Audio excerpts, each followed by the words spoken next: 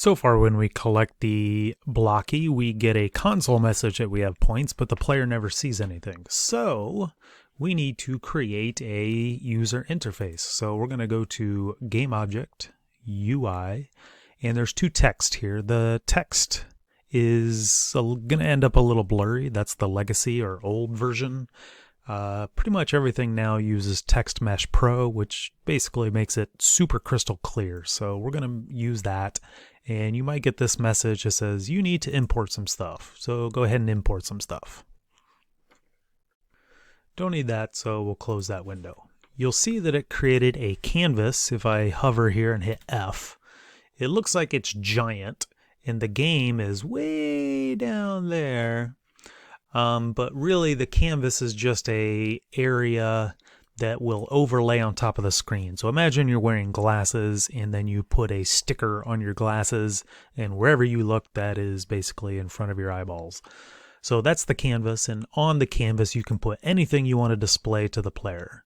So I'm going to call this score text, and I'm going to just say score. Now this text is actually going to be controlled by a script, so it doesn't really matter what you put in there. I'm going to set it to the center, I think holding Control Shift as the anchor there. You don't really need to do that. And let's get it into our, there you can see when I move it around here, even though the game is way down there, by putting it in the center, if I zoom out further here, by putting it in the center here, you can see it moving down below here. So for now, I'm just going to put it like right here so you can kind of see it. I'll end up placing it better later, but let's just kind of get it there for now. Make this box a little larger because I'm going to I'm going to scrub the font size. That looks pretty good. Okay. So let's save that. We now have an object that we can change with code. Now we're going to use the object score text to keep track of the score and actually update the text of the score. So I'm going to add a new script. Just pretend that one never happened. That was my practice one. So in scripts, we're going to right-click, create C# script. I'm going to call this score keeper, and I'm going to put it right onto the score text. So there, oops, now I have two of them on there. Not sure which one it put on there. So make sure you have score keeper, just drop it on there. Okay. So inside of here, we're going to open up score keeper. And there's two types of text, like I showed before, text in Text Mesh Pro. And up at the top here, we need to tell it that we're going to be using Text Mesh Pro. Imagine all these things up here are like books of knowledge that the text has, or that the script has access to. Like when you walk into the media center, you don't need to know all of them, just the one book you need. And now we need the book TM Pro, yeah, that thing, semicolon. So now it knows, oh, I know all of the commands inside of there, all the functions. And we need some new variables here. One of them is going to be the Text Mesh Pro itself, the text. So private. Now the type of variable, we have ints and floats, and there's actually one called Text Mesh Pro UGUI. There it is.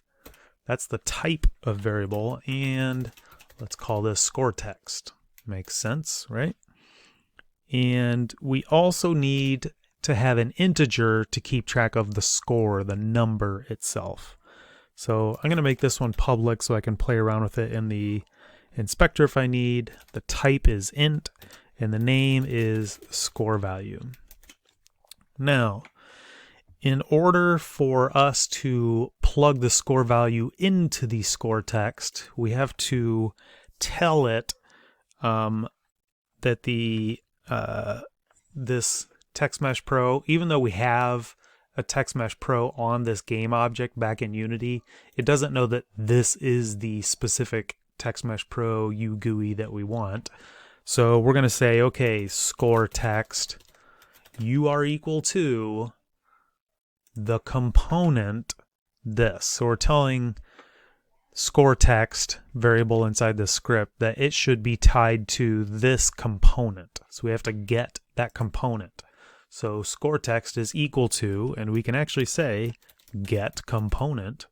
If I hit the tab key, you want the greater than or less than greater than and tell it what you want. Well, what component do we want? We want this one. So we tell it get the Text Mesh Pro UGUI.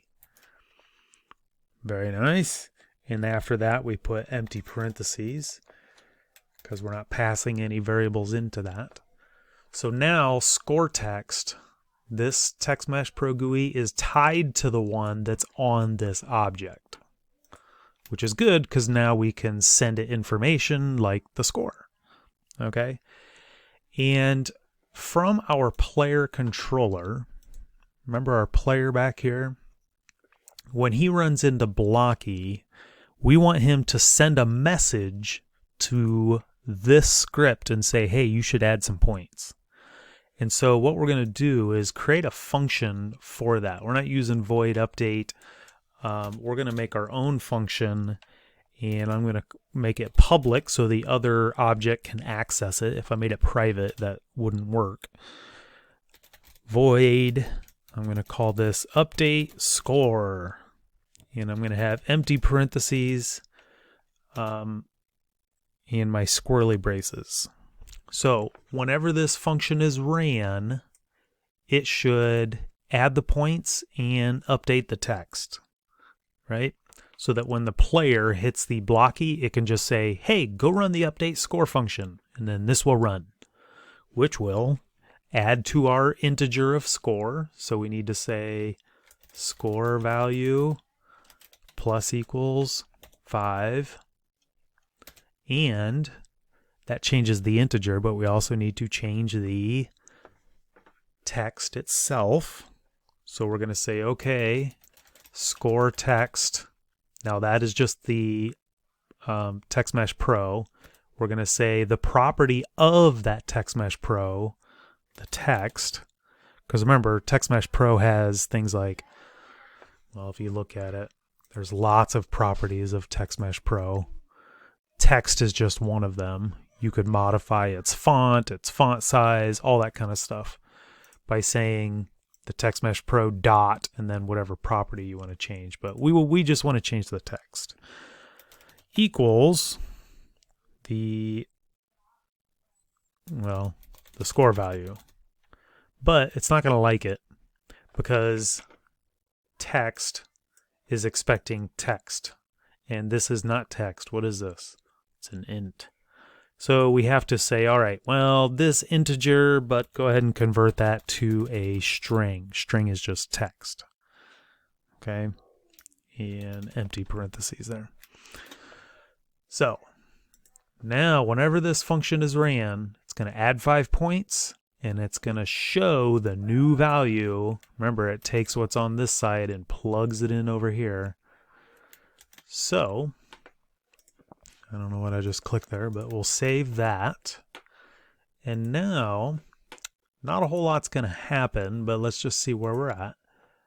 Okay, there's that, right? The text is not changing. Why? Because when the player runs into Blocky, we did not call this function, which is on a whole separate object. So we need to go into the player script and broadcast that we want that other thing to change. So in here, we're going to, in the player controller, we're going to tell it, hey, there's another game object you should be aware of. So public game object, score text. Save that. And why did I call it score text? Because that's what we called it here. And that's great, but it's going to be empty for right now. However, if we look on our player, Look, score text, none. We made it public, so all we have to do here is actually just drag this in here. That ties our player to this, which now we're connected. It's like we made a phone call over to this. Because now we can say from the player, hey, run that function you have, that cool function that updates the score and the text that's inside of here. Now they're connected, which is good because we need that. So now, checking my notes here because I did this earlier and I had to print out notes. We want to, when do we want to update the score? Well, when the player hits blocky, right? Remember we have that down here? Well, before we did this very primitive score that had to do with the, in the console window. Well, I'm going to take that out right now. This is all irrelevant because we're actually keeping track of the score inside of the scorekeeper script. So all those things that we used as score before, we can actually take out or comment out either way. So now we're looking in on trigger enter. If the thing we hit is blocky, sure, we can debug, say you hit blocky. Go ahead and destroy blocky, instantiate a new one. And what do we want to do? Well, if we were to pseudocode it, we would say tell the scorekeeper script to run its function called update score. Okay. So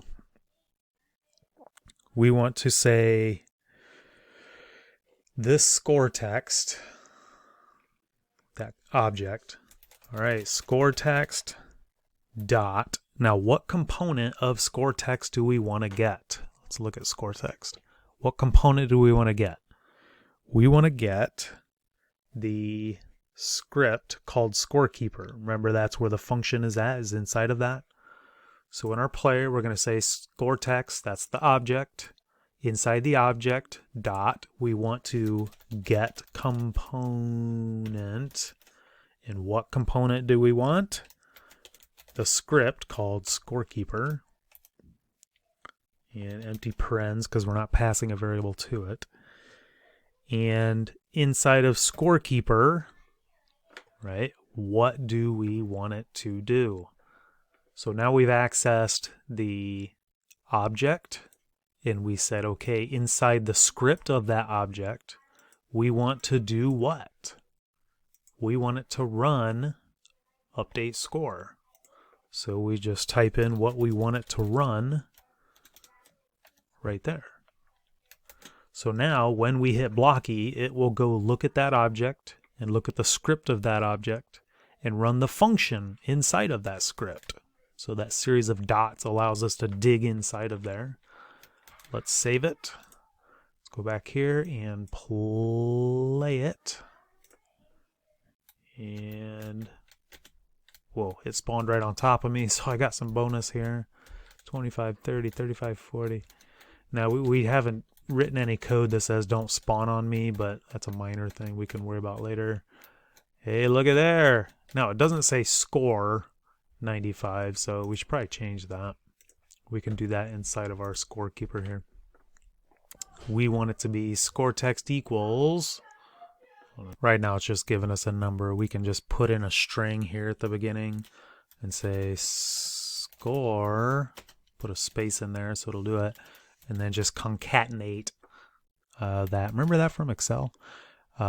Score plus that toString. So let's save that, run that.